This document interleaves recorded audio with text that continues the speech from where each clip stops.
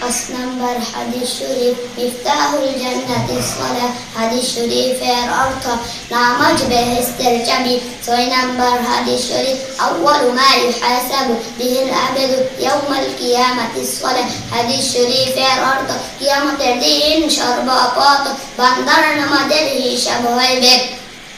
সাত নাম্বার হাদিস শরীফ ফাদলুল আলিমি আলাল আবিদি কাফদলি আলা আদনাকুম, হাদিস শরীফের অর্থ তোমাদের মধ্যে সর্বাপেক্ষা ছোট ব্যক্তি হইতে আমার মর্যাদা যত বড়।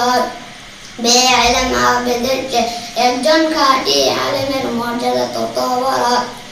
আট নাম্বার হাদিস শরীফ আদ-দুআউ ওয়াল ইবাদাত, হাদিস শরীফের অর্থ দুআই ইবাদত। নয় নাম্বার হাদিস শরীফ মান লাম ইয়াসআলিল্লাহ ইয়াগলুব আলাইহি, হাদিস শরীফের অর্থ যে ব্যক্তি আল্লাহ তাআলা নিকট দোয়া করে না আল্লাহ তাআলা ওই ব্যক্তির উপর রাগান্বিত হন।